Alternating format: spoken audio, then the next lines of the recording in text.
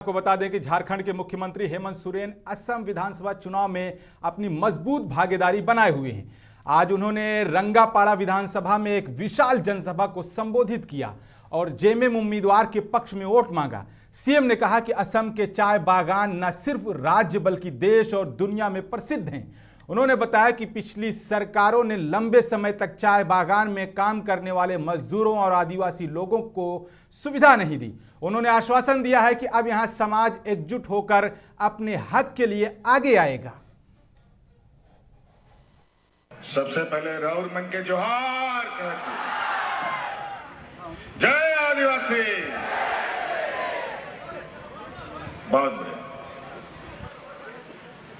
बहुत बहुत आभार प्रकट करता हूं। आप सबको पता है कि असम में असम विधानसभा को लेकर चुनाव का माहौल है। चारों तरफ अलग अलग पार्टी, अलग अलग प्रत्याशी, अलग अलग लोग आपके बीच में अपनी बातों को कहने आए हैं और इस बीच हम लोग भी आपके बीच में आए हैं। लेकिन मुझे लगता है कई लोगों को तो आप लोगों ने कई बार देखा है। असम की धरती में पहली बार जेएमएम इस चुनावी प्रतिस्पर्धा में हिस्सा लेने के लिए आया है और जेएमएम एक ऐसी पार्टी जहां आदिवासी, दलित, पिछड़ा, अल्पसंख्यक, किसान, मजदूर के हक हकूक की लड़ाई लड़ता है। उन्हीं का आवाज सदियों से हम उनके लिए संघर्षरत है। वहीं आपको बताते चलें कि जामताड़ा में जयनगर से पुरी जा रही एक्सप्रेस ट्रेन के एक जनरल कोच से अचानक धुआं निकलने लगा। यह घटना जामताड़ा स्टेशन से करीब 1 किलोमीटर पहले सहाना गांव के पास हुई। धुआं देखते ही ट्रेन में बैठे यात्रियों में डर का माहौल बन गया और ट्रेन रुकते ही लोग नीचे उतरकर इधर उधर भागने लगे। कुछ देर तक मौके पर अफरा तफरी मची रही। सूचना मिलते ही रेलवे की टीम तुरंत मौके पर पहुंची और जांच शुरू की। राहत की बात है कि इस घटना में कोई घायल नहीं हुआ। करीब आधे घंटे बाद स्थिति सामान्य होने पर ट्रेन को फिर से रवाना कर दिया गया। फिलहाल धुआं निकलने की वजह से जांच की जा रही है कि आखिर क्या वजह थी। हम वो सौरभ कुमार मिश्रा। कहाँ से कहाँ जा रहे हैं? हम लोग झारखंड गिरिडीह से हैं। हमने मधुपुर से ट्रेन को पकड़ा था। ट्रेन नंबर 18420 जो है ये जयनगर पुरी वीकली एक्सप्रेस। हम लोग अभी ट्रेन से आ रहे थे। रास्ते में भी अचानक से जनरल बोगी के कंपार्टमेंट के नीचे से ही धुआं निकलने से पूरा बोगी में हड़कंप मच गया था, जिसके कारण जितने भी यात्री थे सभी हड़बड़ी में धक्का मुक्की कर बाहर कूदने लगे। इमरजेंसी ब्रेक लगा था, उसके बाद सभी जन कूदे हैं और जिसके कारण ये बहुत बड़ा हादसा जो है वो टला है। सर ये भी बोल सकते हैं रेलवे कर्मचारी का बहुत बहुत धन्यवाद। वहीं आपको बता दें गिरिडीह में गैस सिलेंडर की भारी कमी से आम लोग बेहद परेशान हैं। पिछले 15 दिनों से लोग सुबह सुबह लाइन में लग रहे हैं और सरकारें कह रही हैं कि सब कुछ चंगा है, कोई नहीं परेशान है। लेकिन कई लोगों को 1 हफ्ते तक इंतजार के बाद भी सिलेंडर नहीं मिल रहा है। बजरंग चौक स्थित जैन गैस एजेंसी के बाहर हर दिन सैकड़ों लोगों की भीड़ जुट रही है, जिससे सड़क जाम होती जाती है। आज भी जाम के कारण स्थानीय लोगों और सिलेंडर लेने आए लोगों के बीच झड़प हो गई। लोगों का आरोप है कि एजेंसी जान पहचान और पैरवी वाले लोगों को आसानी से सिलेंडर दे देती है, जबकि आम जनता लाइन में खड़ी रह जाती है। सूचना मिलने पर पुलिस मौके पर पहुंची और हालात को संभाला। फिलहाल लोग परेशान हैं और इस परेशानी की वजह गैस और सिलेंडर है। सरकारों और पुलिस प्रशासन को इस पर तवज्जो देना चाहिए कि आम लोगों को भी वही सुविधा मिले जो दूसरे लोगों से मिलकर आकर ले लेते हैं सिलेंडर।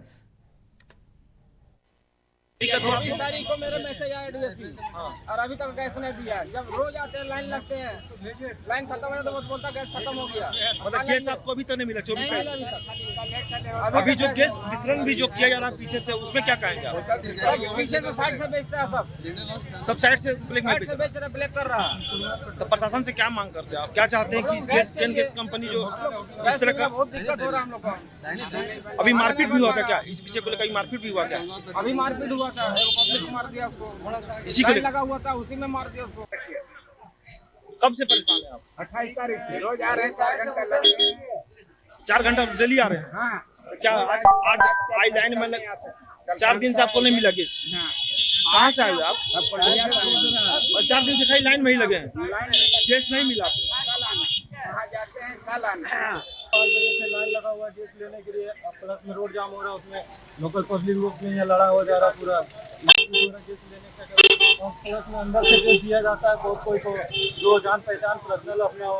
अब बाकी आम लोग तो यहाँ लेडीज लेडीज सब लाइन में लगा हुआ, सुबह से किसी को केस मिल पा रहे हैं और लगभग 4 दिन से सब घूम रहा है। हम खुद आज 5वां दिन आए लेने के लिए, क्योंकि अभी देखते हैं मिलता है कि नहीं मिलता है। अभी मारपीट कैसे हुआ था, क्या हुआ? वो मारपीट जैसे रोड जाम लगा दिया था तो कुछ प्रॉब्लम हुआ तो यहाँ लड़ाई झगड़ा हो गया। वहीं बताते चलें कि हजारीबाग मामले में पुलिस के खुलासे के बाद जेएमएम अब विपक्ष पर हमला हो गई है। गिरिडीह में पार्टी नेताओं ने प्रेस कॉन्फ्रेंस कर बीजेपी पर जमकर निशाना साधा। जेएमएम नेताओं का कहना है कि इस घटना को लेकर भाजपा सिर्फ हेमंत सरकार को बदनाम करने की कोशिश कर रही थी, लेकिन जैसे ही मामले में भाजपा से जुड़े आरोपी की गिरफ्तारी हुई, बीजेपी नेताओं के सुर बदल गए। जेएमएम ने तंज कसते हुए कहा कि भाजपा इस मुद्दे पर झारखंड बंद और मशाल जुलूस निकालने वाली थी, जिसे अब अचानक स्थगित कर दिया गया है।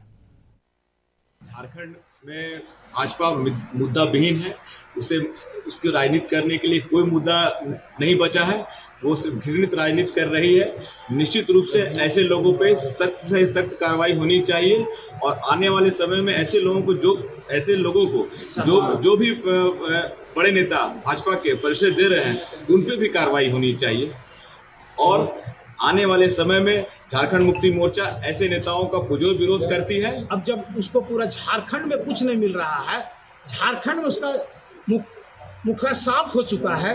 अभी हाल में भी देखें, नगर इकाई में भी पूरा, आप गिरिडीह में ही देख लीजिए, देवघर में देख लीजिए, चतरा में देख लीजिए, हजारीबाग में देख लीजिए, धनबाद में देख लीजिए, सब जगह उसका नगर इकाई में साफ हो गया है। तो फिर से ही नया खेल शुरू करना चाह रहा है और इसी प्रकार का जो घटना, दुर्भाग्यपूर्ण घटना घटती है, उसका फायदा उठा के वो राजनीति करना चाहता है। और झारखंड मुक्ति मोर्चा मानती है कि ऐसे दुर्भाग्यपूर्ण घटना में किसी को राजनीति नहीं करना चाहिए और जो दोषी है उस पर ज़्यादा से ज़्यादा कार्रवाई होनी चाहिए। कांड ने भाजपा का असली चेहरा उजागर कर दिया है और जो साजिश और सांप्रदायिकता और झूठ की राजनीति जो भाजपा करती है वो झारखंड की जनता ने देख लिया है। आपको पता होगा कि भाजपा जो है तो जनता का जो है, झारखंड की जनता का मुद्दा से उसको लेना देना नहीं है। वो साजिश और सांप्रदायिकता में ज़्यादा विश्वास करता है और ये विष्णुगढ़ कांड से उसका चेहरा उजागर हुआ है। वहीं साहेबगंज में गुरुद्वारा की जमीन पर कब्जे को लेकर सिख समाज में भारी नाराजगी देखने को मिल रही है।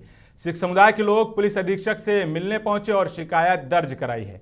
उनका आरोप है कि गुरुद्वारा श्री गुरु नानक सत्संग सभा की जमीन पर भूमाफिया जबरदस्ती निर्माण कर रहे हैं। समुदाय के लोगों ने कहा है कि विरोध करने पर भी दबाव बनाया जा रहा है। उन्होंने प्रशासन से जमीन को कब्जा मुक्त कराने की मांग की है। वहीं पुलिस अधीक्षक ने आश्वासन दिया है कि मामले की जांच कर दोषियों के खिलाफ सख्त कार्रवाई की जाएगी और किसी को भी जमीन पर कब्जा करने नहीं दिया जाएगा।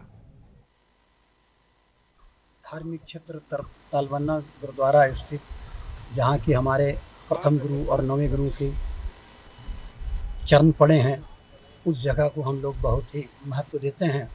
वो जगह पर इसके पहले भी कुछ निर्माण कोई अज्ञात व्यक्ति द्वारा हुआ था, तो हम लोगों ने किया था, काम रुक गया था और फिर हम लोगों ने देखा है कि रात में या कब कुछ निर्माण कार्य हो रहा है, तो हमारे बिना अनुमति के वहाँ कोई भी निर्माण नहीं कर सकता।